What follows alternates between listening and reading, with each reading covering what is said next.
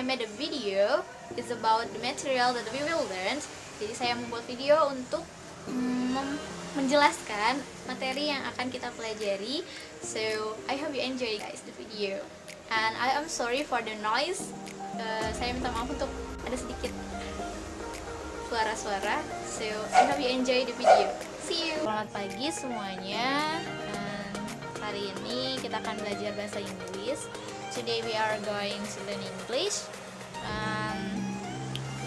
We are going to learn about recount text and connectives. So hari ini kita akan belajar tentang recount text. Before we start the materials, sebelum kita mulai materi, I wanna ask you, have you ever learned about recount text? What is recount text actually? Pernahkah kalian belajar tentang recount text? Dan apa sih sebenarnya recount text itu? So, here we go. Okay, what is recount text? Recount text is a text that used to retell events for the purpose of informing or entertaining.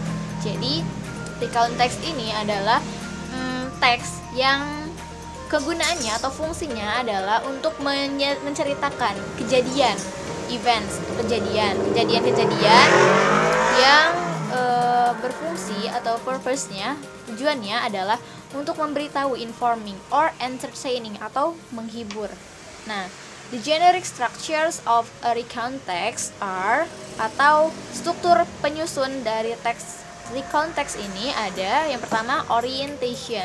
Orientation provides the settings and introduce the participants. Jadi di orientation ini atau di awalannya ini dia menyediakan atau ada settings and introduce the participants dan memperkenalkan si pelakunya gitu ya.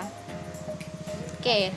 Then series of events. Series of events here means that tell what happened in sequence. Jadi menceritakan kejadian-kejadian di dalam satu waktu tersebut gitu ya. Okay, then reorientation is the closure of the events. Jadi reorientation yang terakhirnya, reorientation ini adalah penutup ya, penutup dari satu kejadian tersebut. Nah, biasanya di sini optional, dikatakan optional. Mengapa optional? Jadi reorientation ini kadang ada, kadang enggak. Jadi it's okay kalau misalnya reorientation itu enggak ada, tapi it's better kalau ada reorientation. Jadi lebih baik pakai ada reorientationnya. Then how recount text looks like? What's on it? The first, the title of recount text should tell the reader exactly what the text will be about. Jadi menceritakan judul dari teks recount text ini biasanya langsung menceritakan apa yang dialami oleh si penulis itu, dari untuk memberitahu secara langsung gitu kepada si pembaca. For example, my experience in the war, my first car, my birthday party. Jadi langsung gitu, to the point. Okay.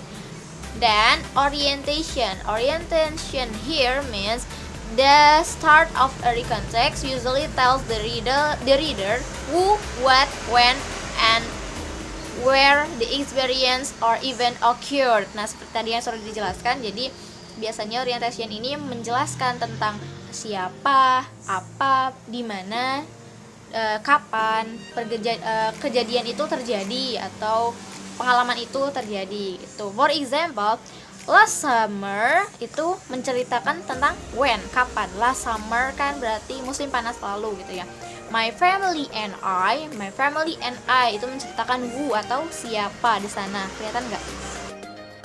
Oke, selanjutnya tadi adalah menceritakan my family and I. Di sini menceritakan who atau siapa. Terus I went on a vacation. Ini menceritakan what atau apa.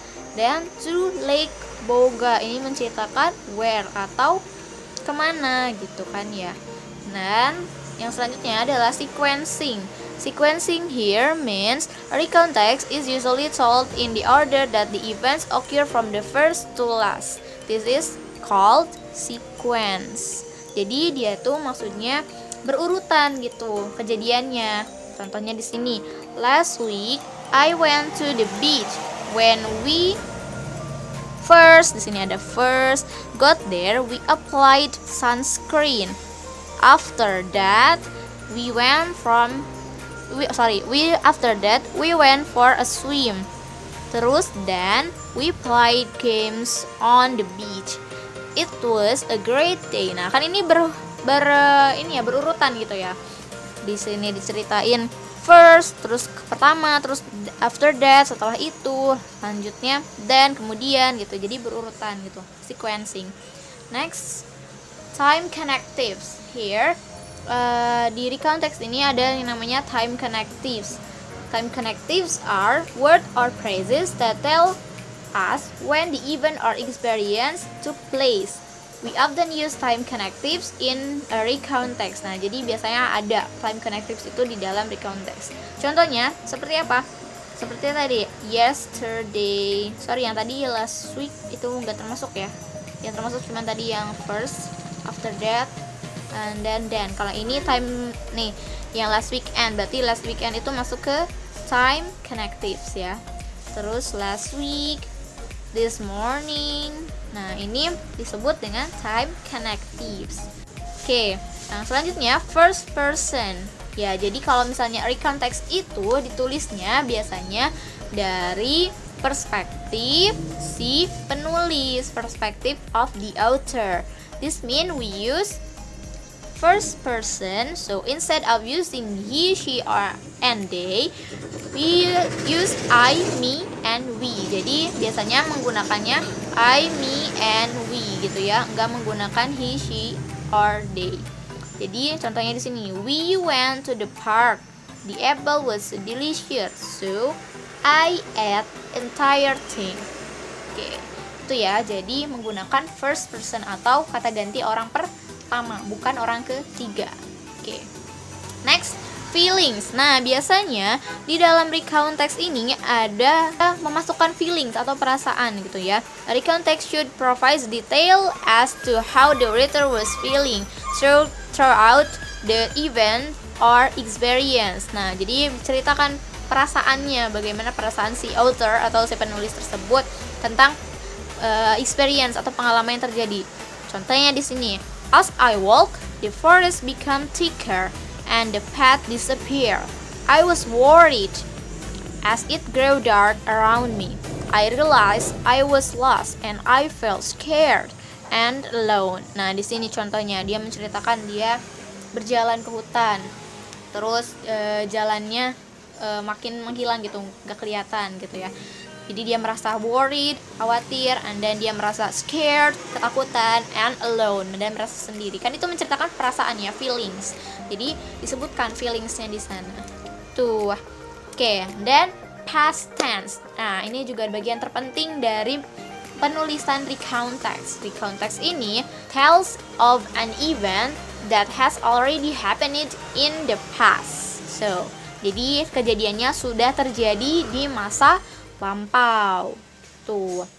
Contohnya di sini tandanya dia menggunakan past tense atau strukturnya adalah tensesnya, struktur kalimatnya adalah kalimat yang lampau. Contohnya apa di sini, lihat, played. Kalau misalnya kata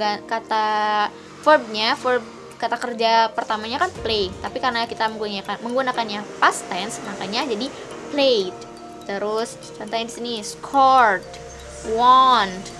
Oke, contohnya di sini apa saja yang bisa disebut sebagai recount text? Misalnya a diary entry, a personal story, an experiment, a biography or an autobiography, a witness statement, a memory, a time you feel sad, happy, proud, or mad, a creative story with you as the main character. Nah, jadi itu yang biasanya bisa dijadikan sebagai recount text. Next,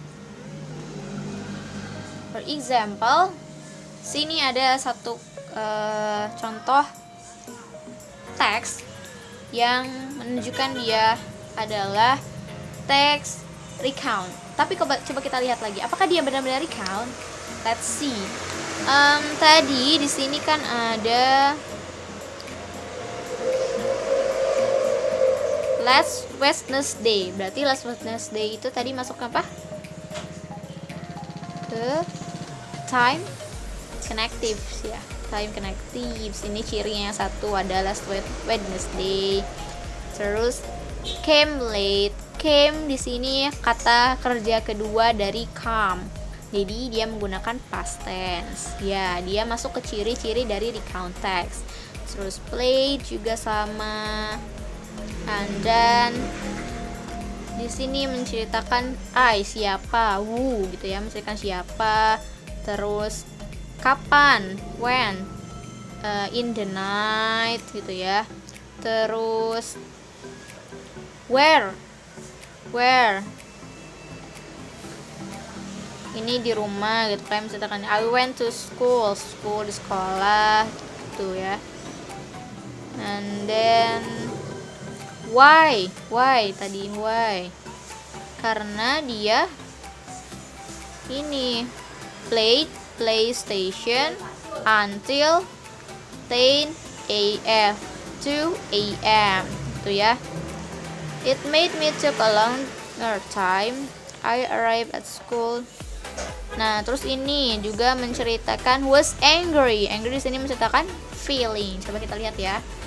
Nah, ini title-nya coming late to school. Orientation-nya what-nya the author coming late to school.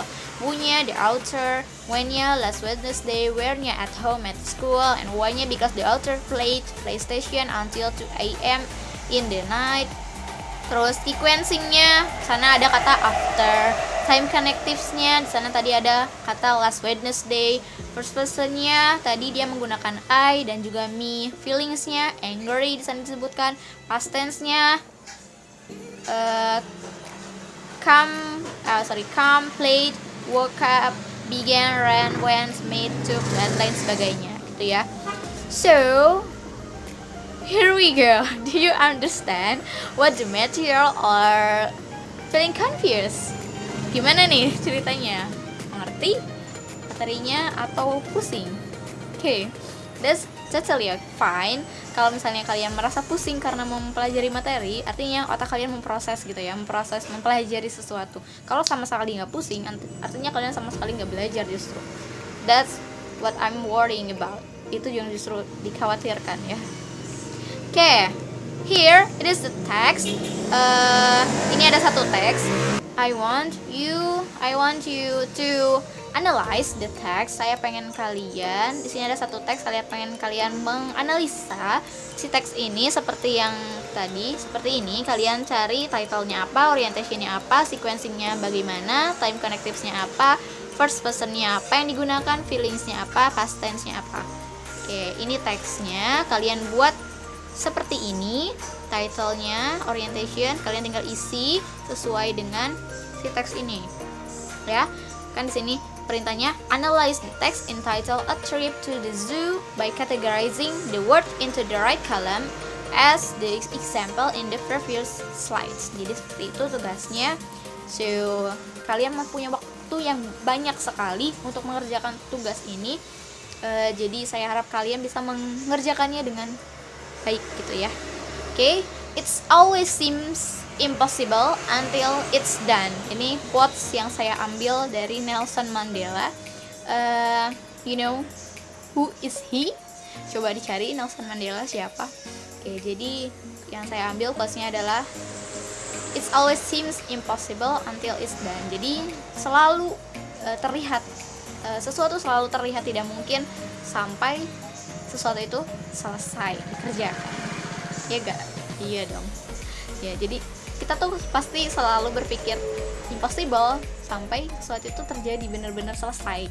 Baru kita bilang it is possible. Ya, itu mungkin untuk terjadi. Okay, that's all for today's material. And thanks for your nice attention. Nah, itu cukup sekian untuk materi hari ini. Terima kasih atas perhatiannya. I hope you can do your assignment well. So see you in the next meeting, in the next class. Terima kasih. Wassalamualaikum warahmatullahi wabarakatuh.